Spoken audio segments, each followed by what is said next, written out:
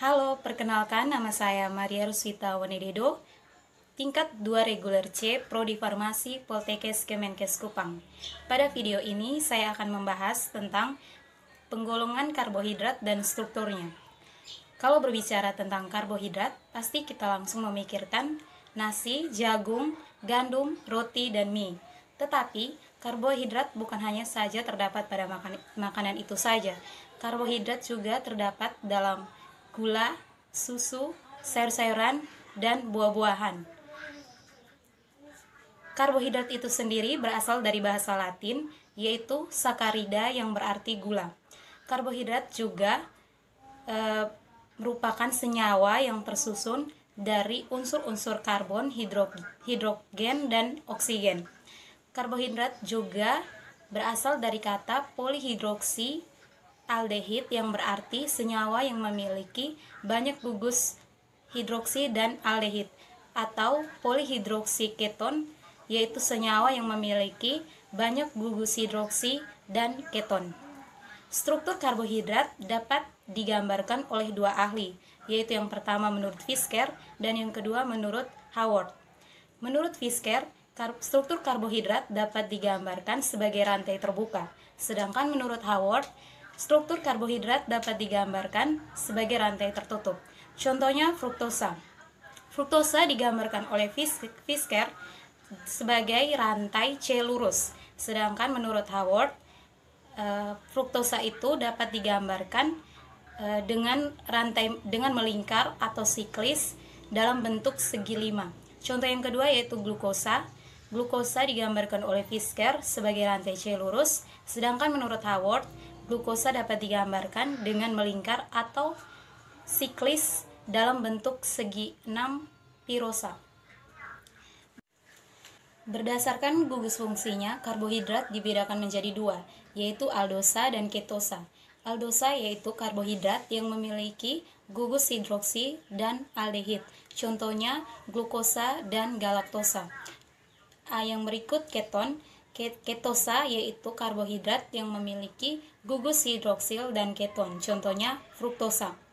Berdasarkan molekul penyusunnya, karbohidrat dibedakan menjadi tiga, yaitu monosakarida, oligosakarida, dan polisakarida.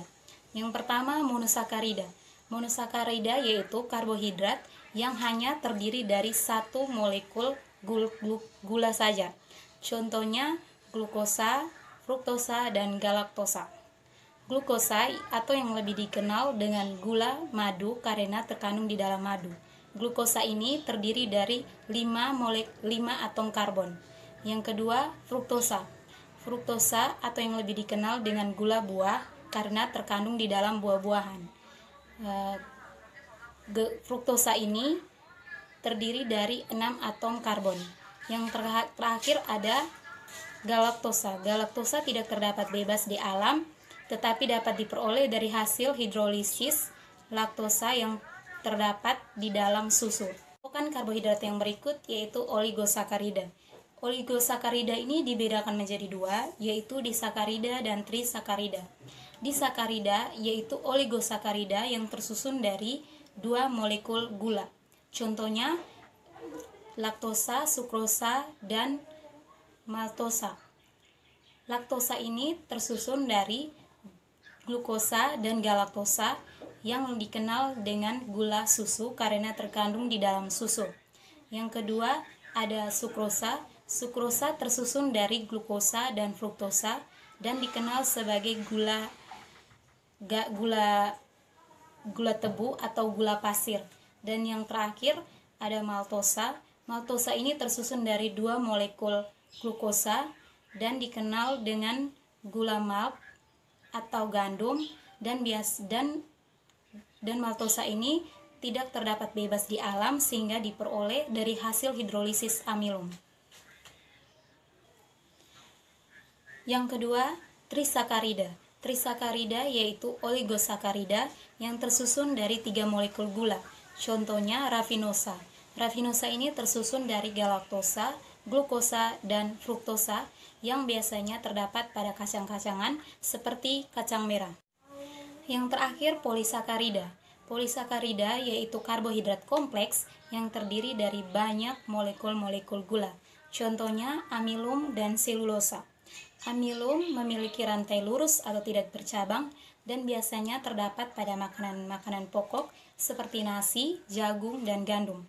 Sedangkan selulosa memiliki rantai lurus atau tidak bercabang dan biasanya terdapat pada sayur-sayuran dan buah-buahan. Sekian video dari saya, semoga bermanfaat.